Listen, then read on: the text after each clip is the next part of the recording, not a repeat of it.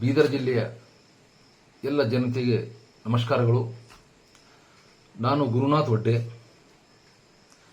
ಇಂದು ಈ ಒಂದು social media ಮುಖಾಂತರ ತಮ್ಮೊಂದಿಗೆ ಬೀದರ್ ಜಿಲ್ಲೆಯ ಒಂದು ಅಭಿವೃದ್ಧಿ ಬಗ್ಗೆ ಸಂವಾದ ಮಾಡಲು ನಾನು ಬಯಸ್ತಾ ಇದ್ದೀನಿ. ಬಂಧುಗಳೇ, ಬೀದರ್ ಜಿಲ್ಲೆಯಲ್ಲಿ ಇಲ್ಲಿನ ರೈತರ ಭವಿಷ್ಯಕ್ಕಾಗಿ, ರೈತರ ಮಕ್ಕಳ ಭವಿಷ್ಯಕ್ಕಾಗಿ, ಇಲ್ಲಿನ ನಿರುದ್ಯೋಗಿ ಯುವಕರ ಭವಿಷ್ಯಕ್ಕಾಗಿ, ಯಾವುದೇ ಒಂದು ಕೂಲಿ ಕಾರ್ಮಿಕರ ಭವಿಷ್ಯಕ್ಕಾಗಿ ಸರ್ಕಾರದಿಂದ ಯಾವುದೇ ಒಂದು ದೊಡ್ಡ ಯೋಜನೆ ಇನ್ನೂವರೆಗೆ ರೂಪಿಸಲು ಸಾಧ್ಯವಾಗಲಿಲ್ಲ. ಬಂಧುಗಳೇ, ಬೀದರ್ ಜಿಲ್ಲೆಯಲ್ಲಿ ಯಾವುದೇ ದೊಡ್ಡ ಕಾರ್ಖಾನೆಗಳಿಲ್ಲ, ಬೀದರ್ ಜಿಲ್ಲೆಯಲ್ಲಿ ಯಾವುದೇ ದೊಡ್ಡ ಉದ್ಯೋಗಗಳಿಲ್ಲ, ಮತ್ತಾವುದೇ ಸೆಕ್ಟರ್ಗಳಲ್ಲಿ ಇಲ್ಲಿನ ವಿದ್ಯಾವಂತ ಯುವಕರಿಗೆ ಆಗಲಿ ಅಥವಾ ರೈತರಿಗೆ ಆಗಲಿ ಅಥವಾ ಯಾವುದೇ ದೊಡ್ಡ ಬಿಸಿನೆಸ್ ಮಾಡುವಂತಹ ಯಾವುದೇ ಅವಕಾಶ ಬೀದರ್ ಜಿಲ್ಲೆಯಲ್ಲಿ ಹೆಚ್ಚಿನ ಪ್ರಮಾಣದಲ್ಲಿ ಇರುವುದಿಲ್ಲ. ಬೀದರ್ ಜಿಲ್ಲೆಯಲ್ಲಿ ಸುಮಾರು ಜನರು ಕೃಷಿ ಆಧಾರಿತ ತನ್ನ ಜೀವನವನ್ನು ಸಾಗಿಸ್ತಾ ಇದ್ದಾರೆ. ಆದರೆ ಇಲ್ಲಿನ ಈ ಒಂದು ಇದ್ದಂತಹ ಸಂಪನ್ಮೂಲಗಳನ್ನು ಬಳಸಿಕೊಂಡು ಇಲ್ಲಿನ ಒಂದು ಜನರ, ಇಲ್ಲಿಂದ ಯುವಕರ, ಇಲ್ಲಿಂದ ರೈತರ ಭವಿಷ್ಯ ರೂಪಿಸುವಂತಹ ಪ್ರಯತ್ನ ಸರ್ಕಾರಕ್ಕೆ ಮಾಡಬೇಕಾಗಿದೆ. ಬಂಧುಗಳು, ನಾನು ಇವತ್ತ ಈ ಬಗ್ಗೆ ಒಂದು ವಿಶೇಷ ಒಂದು ಆಂದೋಲನವನ್ನು ಪ್ರಾರಂಭ ಮಾಡ್ತಾ ಇದ್ದೀನಿ. ಅದರ ಹೆಸರು ಕೆರೆ ಉಳಿಸಿ ಆಂದೋಲನ. ಬೀದರ್ ಜಿಲ್ಲೆಯಲ್ಲಿ ಸುಮಾರು 236 ಕೆರೆಗಳು ಇವೆ. ಬಹಳಷ್ಟು ನಮ್ಮ ರೈತ ಬಾಂಧವರಿಗೆ ಈ ಸಂಖ್ಯೆ ಇನ್ನೂ ಗೊತ್ತಿಲ್ಲ. ಬೀದರ್ ಜಿಲ್ಲೆಯಲ್ಲಿ 236 ಕೆರೆಗಳು, ಅದರಲ್ಲಿ ಸಣ್ಣ ನೀರಾವರಿ ಇಲಾಖೆ, ಗ್ರಾಮೀಣಾಭಿವೃದ್ಧಿ ಇಲಾಖೆ, ಕಂದಾಯ ಇಲಾಖೆ, ಅರಣ್ಯ ಇಲಾಖೆ, ಹೀಗೆ ವಿವಿಧ ಇಲಾಖೆಯಲ್ಲಿ ಕೆರೆಗಳು ಹಂಚಿ ಹೋಗಿವೆ. ಬಹುತೇಕ ನೀರಾವರಿ ಕೆರೆಗಳು ಸಣ್ಣ ನೀರಾವರಿ ಇಲಾಖೆಯ ಅಧೀನದಲ್ಲಿ ಬರುತ್ತವೆ. ಬಂಧುಗಳೇ, ಬೀದರ್ ಜಿಲ್ಲೆಯಲ್ಲಿ ಗೋದಾವರಿ ಜಲಾನಯನ ಪ್ರದೇಶ ಅಭಿವೃದ್ಧಿ ಮಂಡಳಿ ರಚನೆ ಬಗ್ಗೆ ನಾನು ಸುಮಾರು ದಿನದಿಂದ ಹೋರಾಟ ಮಾಡ್ತಾ ಇದ್ದೀನಿ. ಇಲ್ಲಿ ಅನೇಕ ಪ್ರಜ್ಞಾವಂತ ನಾಗರಿಕರು ಈ ಬಗ್ಗೆ ಹೋರಾಟ ಮಾಡ್ತಾ ಇದ್ದಾರೆ. ಬಚಾವತಿ ತೀರ್ಪಿನ ಪ್ರಕಾರ ಗೋದಾವರಿ ಜಲಾನಯನ ಪ್ರದೇಶ ಅಭಿವೃದ್ಧಿ ಪ್ರದೇಶದಿಂದ ಬೀದರ್ ಜಿಲ್ಲೆ 22.37 ಅಂದರೆ ಸುಮಾರು 23 ಟಿಎಂಸಿ ನೀರನ್ನು ನಾವು ಬಳಸಬಹುದು. ಆದರೆ ಸರ್ಕಾರ ಈ 23 ಟಿಎಂಸಿ ನೀರು ಬಳಸಲು ಇನ್ನೂವರೆಗೆ ಸಂಪೂರ್ಣವಾಗಿ ಪ್ರಯತ್ನ ಮಾಡಿಲ್ಲ. ರೈತರಿಗೆ ಇದರ ಲಾಭ ಆಗ್ತಾ ಇಲ್ಲ. ಈಗ ಇವತ್ತಿನ ದಿವಸ ಕೇವಲ ಕೆರೆಗಳ ವಿಷಯಕ್ಕೆ ಮಾತ್ರ ನಾನು ಸೀಮಿತವಾಗಿ ಮಾತಾಡ್ತಾ ಇದ್ದೀನಿ. ಬೀದರ್ ಜಿಲ್ಲೆಯಲ್ಲಿ ಇವತ್ತ ಅಂತರ್ಜಲ ಮಟ್ಟ ದಿನೇ ದಿನೇ ದಿನೇ ಕುಸಿತಾ ಇದೆ. ಈ ಮೊದಲು 100, 150, 200, 250 ಫೀಟ್ ಬೋರ್ವೆಲ್ ಹಾಕಿದರೆ ಸುಮಾರು ನೀರು ಬರ್ತಾ ಇದ್ದು. ಆದರೆ ಇಂದಿನ ದಿವಸ ಸುಮಾರು 500ರಿಂದ 1,500 ಫೀಟ್ ಕೊರೆದರೂ ಕೂಡ ಇನ್ನು ನೀರು ಬರ್ತಾ ಇಲ್ಲ. ಇಷ್ಟು ಅಂತರ್ಜಲದ ಮಟ್ಟ ಕುಸಿತಾ ಇದೆ. ಸರ್ಕಾರಕ್ಕೆ ಗಮನಕ್ಕೆ ಇದು ಬರ್ತಾ ಇಲ್ವಾ? ಇಲಾಖೆಗಳು ಸರ್ಕಾರಕ್ಕೆ ಗಮನ ತರ್ತಾ ಇಲ್ವಾ? ಅಥವಾ ನಮ್ಮ ಬೀದರ್ ಜಿಲ್ಲೆಯ ಎಲ್ಲ ಜನಪ್ರತಿನಿಧಿಗಳು ಈ ಬಗ್ಗೆ ಕಾಳಜಿ ವಹಿಸೋ ಕೆಲಸ ಯಾಕೆ ಮಾಡ್ತಾ ಇಲ್ಲ? ಬೀದರ್ ಜಿಲ್ಲೆಯಲ್ಲಿ ಪ್ರತಿ ವರ್ಷ ಬೇಸಿಗೆ ಕಾಲದಲ್ಲಿ ಟ್ಯಾಂಕರ್ ಮುಖಾಂತರ ನೀರು ಪೂರೈಕೆ ಮಾಡುವ ಒಂದು ಪರಂಪರೆ ನಡೆದು ಬರ್ತಾ ಇದೆ. ಈ ಟ್ಯಾಂಕರ್ ಅನ್ನ ಮುಕ್ತನಾಗಿ ಮಾಡಲು ಬೇಸಿಗೆ ಕಾಲದಲ್ಲಿ ಜಾನುವಾರುಗಳಿಗೆ, ಮನುಷ್ಯರಿಗೆ ಕುಡಿಯೋ ನೀರು ಸಮಸ್ಯೆ ಪರಿಹಾರ ಮಾಡಲು ಸರ್ಕಾರದಿಂದ ಯಾವ ಕಾರ್ಯಕ್ರಮ ನಡೀತಾ ಇದೆ? ಇದನ್ನು ನಮ್ಮ ಜನಪ್ರತಿನಿಧಿಗಳು ಎಷ್ಟು ಸಾರಿ ವಿಧಾನಸಭೆಯಲ್ಲಿ, ವಿಧಾನ ಪರಿಷತ್ನಲ್ಲಿ, ಸರ್ಕಾರದ ಮಟ್ಟದಲ್ಲಿ ಪ್ರಯತ್ನಿಸಿದ್ದಾರಾ? ಆದರೆ ಇನ್ನು ಈ ಸಫಲ ಯಾಕೆ ಆಗಿಲ್ಲ?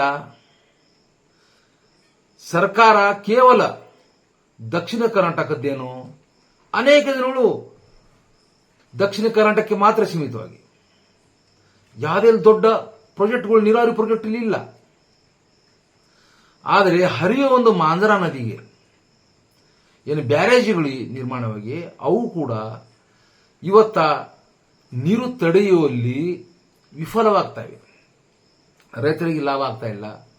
ನಮ್ಮಲ್ಲಿನ ಲಿಫ್ಟ್ ಇರಿಗೇಷನ್ಗಳು ಸಮರ್ಪಕವಾಗಿ ಕೆಲಸ ನಿರ್ವಹಿಸ್ತಾ ಇಲ್ಲ.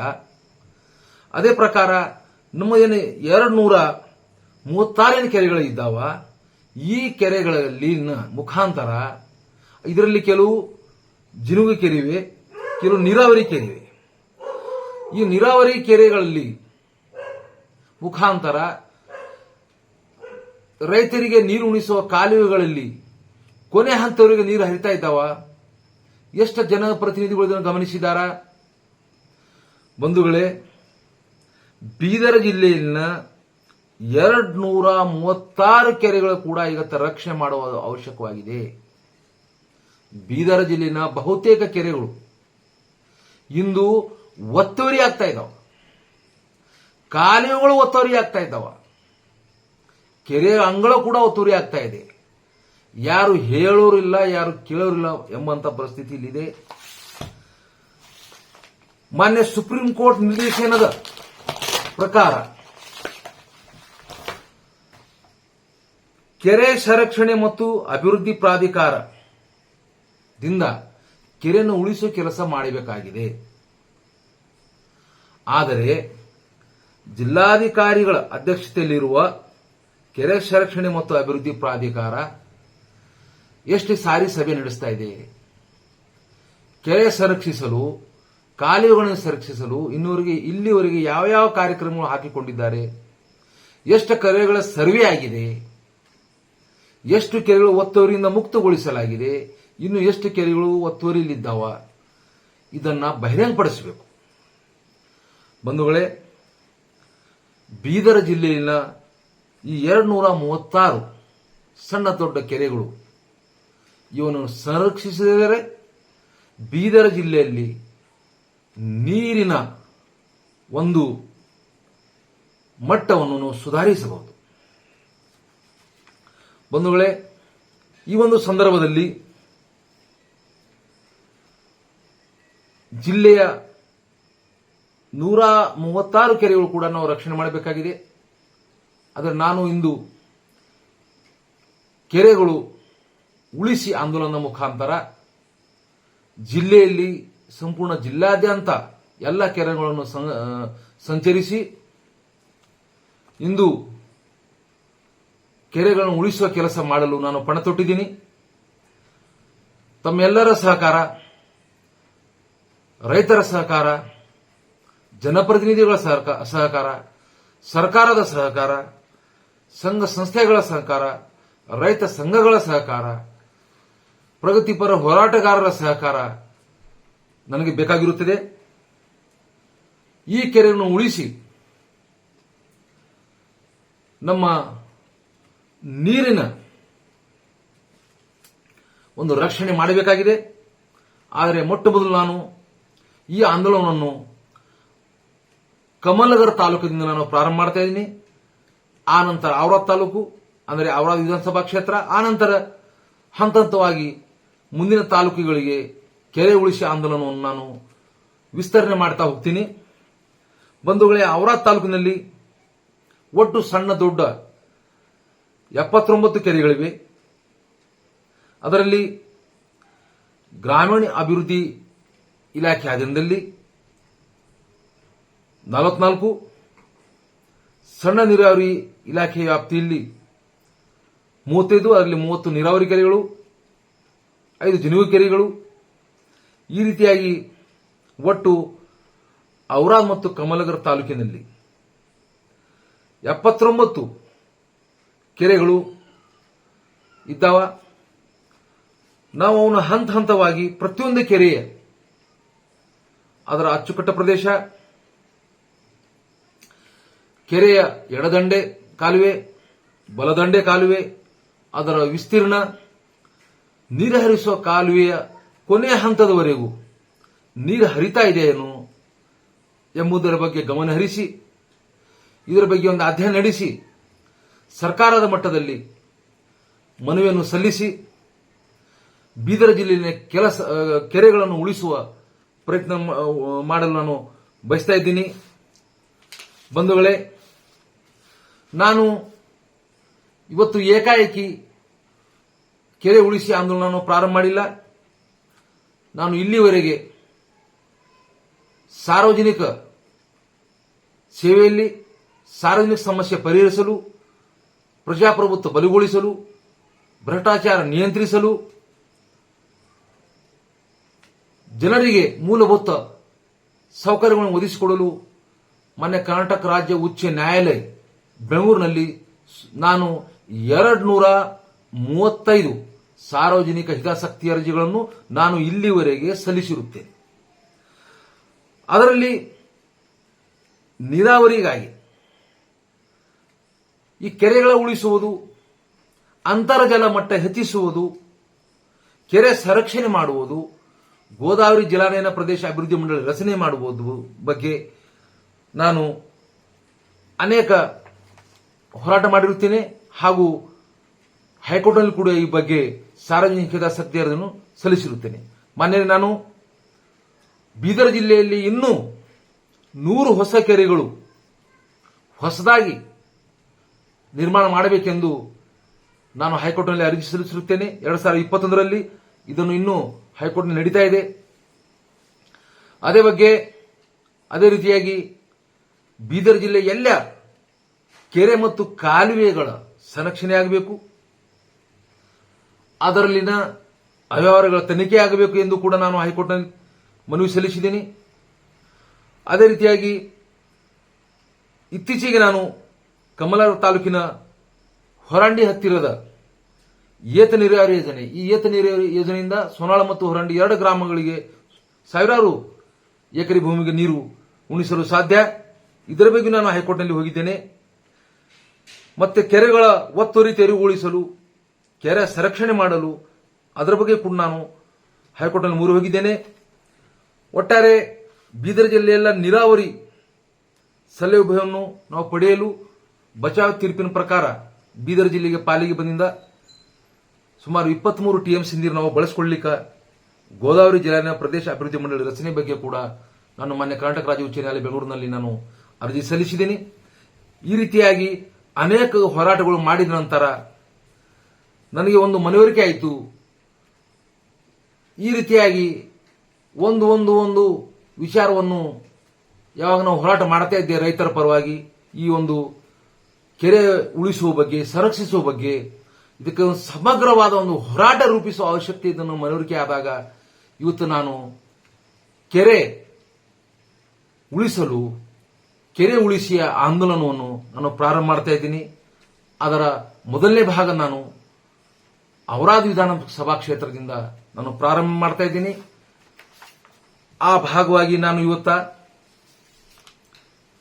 ಔರಾದ್ ತಾಲೂಕಿನ ಶಾಸಕರಲ್ಲಿ, ಬೀದರ್ ಜಿಲ್ಲೆಯ ಉಸ್ತುವಾರಿ ಸಚಿವರಲ್ಲಿ, ಸಣ್ಣ ನೀರಾವರಿ ಇಲಾಖೆಯ ಸಚಿವರಲ್ಲಿ ಹಾಗೂ ಮಾನ್ಯ ಮುಖ್ಯಮಂತ್ರಿಗಳಲ್ಲಿ ನಾನು ವಿನಂತಿ ಮಾಡೋದೇನೆಂದರೆ, ಮಾನ್ಯರೇ, ಔರಾದ್ನಲ್ಲಿ ಇವತ್ತು 79 ಕೆರೆಗಳು, ಸಣ್ಣ ದೊಡ್ಡ ಕೆರೆಗಳು ಇವೆ. ಇದನ್ನು ಸಂರಕ್ಷಿಸಲು ಔರಾದ್ ತಾಲೂಕಿನಲ್ಲಿ ಅಥವಾ ಕಮಲನಗರ ತಾಲೂಕಿನಲ್ಲಿ ಸಣ್ಣ ನೀರಾವರಿ ಇಲಾಖೆಯ ಯಾವುದೇ ಕಚೇರಿಯಲ್ಲಿ ಇರುವುದಿಲ್ಲ. ಸಣ್ಣ ಒಂದು ಅರ್ಜಿ ಕೊಡಬೇಕಾದರೂ, ಗೇಟ್ ಅಳವಡಿಸಲು ಅರ್ಜಿ ಕೊಡಬೇಕಾದರೂ, ಕಾಲುವೆಯನ್ನು ದುರಸ್ತಿಗೊಳಿಸಲು, ಸ್ವಚ್ಛಗೊಳಿಸಲು ಅರ್ಜಿ ಕೊಡಬೇಕಾದರೂ ನಮ್ಮ ಔರಾದ್ ಮತ್ತು ಕಮಲನಗರ ತಾಲೂಕಿನ ರೈತರು ಬೀದರ್ನ ನೌಬಾದ್ನಲ್ಲಿ ಇರುವ ಸಣ್ಣ ನೀರಾವರಿ ಇಲಾಖೆಯ ಕಚೇರಿಗೆ ಅಲೆದಾಡಬೇಕು. ಇದನ್ನು ತಪ್ಪಿಸಲು ಸರ್ಕಾರ ಇರುವುದೇ ಜನರ ಅನುಕೂಲಕ್ಕಾಗಿ.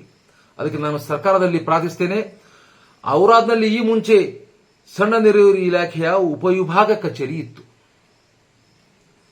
ಕಾರಣಾಂತರದಿಂದ ಇದನ್ನು ರದ್ದುಪಡಿಸಲಾಗಿದೆ.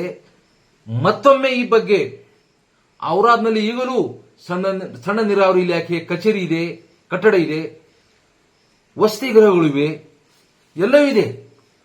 ಅದನ್ನು ಮತ್ತೆ ಔರಾದ್ನಲ್ಲಿ ಸಣ್ಣ ನೀರಾವರಿ ಇಲಾಖೆಯ ಒಂದು ಉಪವಿಭಾಗ ಕಚೇರಿ ಔರಾದ್ನಲ್ಲಿ ಪ್ರಾರಂಭವಾಗಬೇಕು. ಇದರಿಂದ ನಮ್ಮ ರೈತರಿಗೆ ತನ್ನ ಸಮಸ್ಯೆಗಳನ್ನು ಹೇಳಿಕೊಳ್ಳಲು ಅನುಕೂಲವಾಗುತ್ತದೆ. ಸಣ್ಣ ಪುಟ್ಟ ಸಮಸ್ಯೆಗಳಿದ್ದರೆ ತಕ್ಷಣ ಔರಾದ್ ತನಕ ಬಂದು ಅಧಿಕಾರಿಗೆ ತಿಳಿಸಿ ಅದನ್ನ ಪರಿಹಾರವನ್ನು ಕಂಡುಕೊಳ್ಬಹುದು. ಅದಕ್ಕೆ ನಾನು ವಿಶೇಷವಾಗಿ ಪ್ರಾರ್ಥನೆ ಮಾಡ್ತೀನಿ ಔರಾದ್ ಶಾಸಕರಲ್ಲಿ, ಬೀದರ್ ಜಿಲ್ಲೆ ಉಸ್ತುವಾರಿ ಸಚಿವರಲ್ಲಿ ಹಾಗೂ ಮುಖ್ಯಮಂತ್ರಿಗಳಲ್ಲಿ ತಕ್ಷಣವೇ ತಾವು ಔರಾದ್ದಲ್ಲಿ ಮೊದಲಿನಂತೆ ಇಲ್ಲಿ ಸಣ್ಣ ನೀರು ಇಲಾಖೆಯ ಉಪವಿಭಾಗ ಕಚೇರಿ ಪ್ರಾರಂಭ ಮಾಡಬೇಕು, ರೈತರ ಅನುಕೂಲಕ್ಕಾಗಿ. ಇದೇ ಪ್ರಕಾರ ಔರಾದ್ನಲ್ಲಿನ ನೀರಾವರಿ, ಔರಾದ್ ಹಾಗೂ ಕಮಲನಗರ ತಾಲೂಕಿನಲ್ಲಿನ ಇರುವ ಸುಮಾರು 30 ನೀರಾವರಿ ಕೆರೆಗಳು ಹಾಗೂ ಆರ್ಡಿಪಿಆರ್ ಇಲಾಖೆಯಲ್ಲಿ ಇರುವ 4 ನೀರಾವರಿ ಕೆರೆಗಳು, ಅಂದ್ರೆ 34 ಕೆರೆಗಳು ಇದರಲ್ಲಿ ಹಾಗೂ ಇತರೆ ಇಲಾಖೆಗಳ ಅಧೀನದಲ್ಲಿರುವ ಒಟ್ಟುಗೂಡಿಸಿ 79 ಕೆರೆಗಳನ್ನು ಸಂರಕ್ಷಣೆ ಮಾಡಲು ಸರ್ಕಾರ ಮುಂದಾಗಬೇಕು. ಈ ಬಗ್ಗೆ ಯೋಜನೆ ರೂಪಿಸಬೇಕು. ಬಹುತೇಕ ಕೆರೆಗಳ ಕಾಲುವೆಗಳಿಗೆ ಒತ್ತುವರಿಯಾಗಿ ಕಾಲುವೆಗಳು ಮುಚ್ಚಲಾಗಿದೆ. ಅನೇಕ ಕೆರೆಗಳು ನೀರುಗಳನ್ನು ಕಿಲೋಮೀಟರ್ ಗಟ್ಟಲೆ ದೂರ, 2 ಕಿಲೋಮೀಟರ್, 4 ಕಿಲೋಮೀಟರ್, 5 ಕಿಲೋಮೀಟರ್ ವರೆಗೆ ಕಾಲುವೆಗಳು ಇವೆ ಕೆಲವು ಕೆರೆಗಳಿಗೆ. ಆದರೆ ಕೆರೆ ಕೆಳಗೆ ಒಂದು ಅರ್ಧ ಕಿಲೋಮೀಟರ್ ಕೂಡ ನೀರು ಹರಿಯೋದಿಲ್ಲ, ಕೆರೆಗಳನ್ನು ಮುಚ್ಚಲಾಗಿದೆ. ಇಂಥ ಅನೇಕ ಕೆರೆಗಳಿವೆ. ಕೆಲವು ಕೆರೆಗಳಲ್ಲಂತೂ ಕಾಲುವೆ ಮುಖಾಂತರ ನೀರೇ ಹರಿದಿಲ್ಲ. ಕೆಲವು ಕಾಲುವೆಗಳು ಮುಚ್ಚಿ ಹೋಗಿವೆ. ಈ ರೀತಿಯಾಗಿ ನೀರಾವರಿ ಕೆರೆಗಳು ಇಂದು ನೀರಾವರಿ ಕೆರೆಗಳಾಗಿ ಉಳಿದಿಲ್ಲ, ಅವು ಪರ್ಕ್ಯುಲೇಷನ್ ಟ್ಯಾಂಕ್ಗಳಾಗಿ ಉಳಿದಿವೆ. ಹೂಳು ತುಂಬಿದೆ, ಕಾಲುವೆ ಮುಚ್ಚಿ ಹೋಗಿವೆ. ಇದನ್ನು ಒತ್ತುವರಿಯಾಗಿದೆ. ಇದನ್ನು ಸಂರಕ್ಷಿಸಲು ತಕ್ಷಣ ಜಿಲ್ಲೆಯಲ್ಲಿ ಕೆರೆ ಸಂರಕ್ಷಣೆ ಮತ್ತು ಅಭಿವೃದ್ಧಿ ಪ್ರಾಧಿಕಾರದಿಂದ ಸಭೆ ಕರೆದು ಎಲ್ಲಾ ಕೆರೆಗಳ ಮಾಹಿತಿ ಉಳ್ಳ ಒಂದು ಅಧಿಕೃತವಾಗಿ ಒಂದು ಪುಸ್ತಕವನ್ನು ಪ್ರಿಂಟ್ ಮಾಡಬೇಕು. ಔರಾದ್ನಲ್ಲಿ ಉಪವಿಭಾಗ ಕಚೇರಿ ಪ್ರಾರಂಭ ಮಾಡಬೇಕು ಹಾಗೂ ಎಲ್ಲ ಕೆರೆಗಳ ಸಂರಕ್ಷಣೆ ಮಾಡುವ ಕೆಲಸ ಸರ್ಕಾರ ಮಾಡಬೇಕು.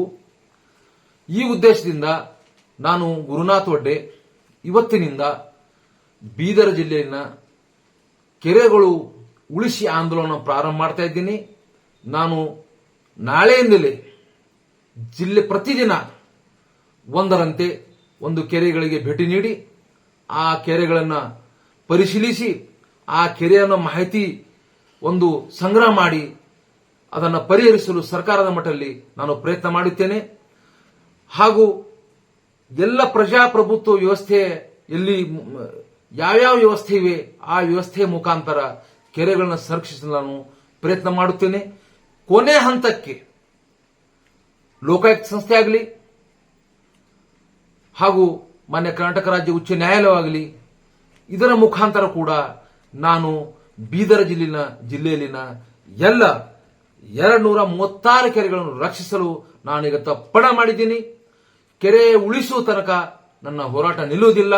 ದಯಮಾಡಿ ನಾನು ಎಲ್ಲ ಜಿಲ್ಲೆಯ ರೈತರಲ್ಲಿ, ಜಿಲ್ಲೆಯ ರೈತ ಮುಖಂಡರಲ್ಲಿ, ರೈತ ಸಂಘಟನೆಗಳಲ್ಲಿ, ಎಲ್ಲ ಸಂಘ ಸಂಸ್ಥೆಗಳಲ್ಲಿ, ಎಲ್ಲ ಬುದ್ಧಿಜೀವಿಗಳಲ್ಲಿ, ಎಲ್ಲ ಒಂದು ನಾಗರಿಕರಲ್ಲಿ ಇವತ್ತು ನಾನು ವಿನಂತಿ ಮಾಡ್ತಾ ಇದ್ದೇನೆ. ಎಲ್ಲರೂ ಈ ಹೋರಾಟಕ್ಕೆ ಒಂದು ಮಾರ್ಗದರ್ಶನ ಮಾಡಬೇಕು, ತಾವೆಲ್ಲರೂ ಬೆಂಬಲಿಸಬೇಕು ಮತ್ತು ಕೆರೆಗಳನ್ನು ಉಳಿಸಲು ತಾವೆಲ್ಲ ಸಹಕಾರ ಮಾಡಬೇಕೆಂದು ಈ ಮುಖಾಂತರ ನಾನು ತಮ್ಮಲ್ಲಿ ಪ್ರಾರ್ಥಿಸಿ ಇವತ್ತಿನ ನನ್ನ ಮಾತನ್ನು ಮುಕ್ತಾಯಗೊಳಿಸ್ತೀನಿ.